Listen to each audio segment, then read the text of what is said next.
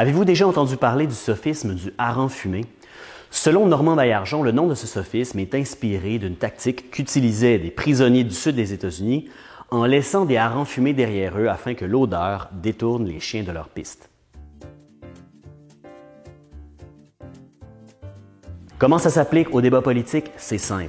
Lorsque des politiciens se font questionner au sujet d'actions indéfendables, ils tentent parfois de changer de sujet en amenant la discussion sur un autre terrain. On a vu un exemple flagrant d'un hareng fumé qu'un député libéral a tenté de servir au bloquiste Gabriel Sainte-Marie, qui critiquait le gouvernement au sujet de la loi C-29. L'intervention de Gabriel Sainte-Marie porte sur les conséquences négatives de la loi C-29 pour les citoyens québécois. Il explique que c'est une des pires attaques législatives qui a été perpétrée contre le peuple québécois depuis le rapatriement de 1982, que c'est un cadeau fait aux banques et qu'elle fragilise les droits des consommateurs.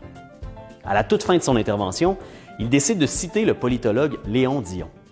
Depuis 1763, nous n'avons plus d'histoire, sinon celle, à réfraction, que nos conquérants veulent bien nous laisser vivre pour nous calmer. Cette tâche leur est d'autant plus facile que nous sécrétons nos propres bourreaux. Oui, nos propres bourreaux. Je n'ai pas besoin de les nommer, ils sont 40 et ils savent qui ils sont. Monsieur le Président, je vous remercie. Maintenant, regardez comment le libéral Greg Fergus va répondre à sa critique de la loi C-29. Monsieur le Président, je remercie mon honorable collègue pour ses commentaires que je trouve c'est un peu farfelu.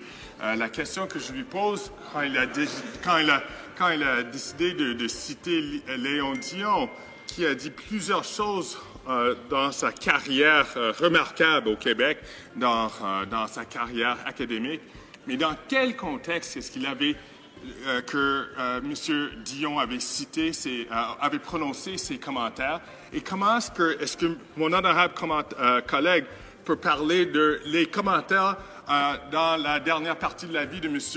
Dion, et quand il avait eu d'autres choses à dire par rapport au Canada et la place du Québec au Canada?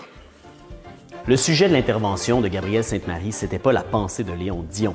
C'était l'attaque législative que le Canada est en train de nous livrer et qui soustrait les banques à l'obligation de respecter l'interdiction de cacher des frais, l'interdiction de faire de la publicité trompeuse, l'interdiction de changer unilatéralement ses contrats et l'interdiction de charger plus de 50 $ en cas de vol de carte de crédit. Comme Greg Fergus ne peut rien répondre pour défendre cette loi injuste, il essaie d'amener la discussion sur un autre sujet qui n'a rien, mais rien à voir avec la loi C-29.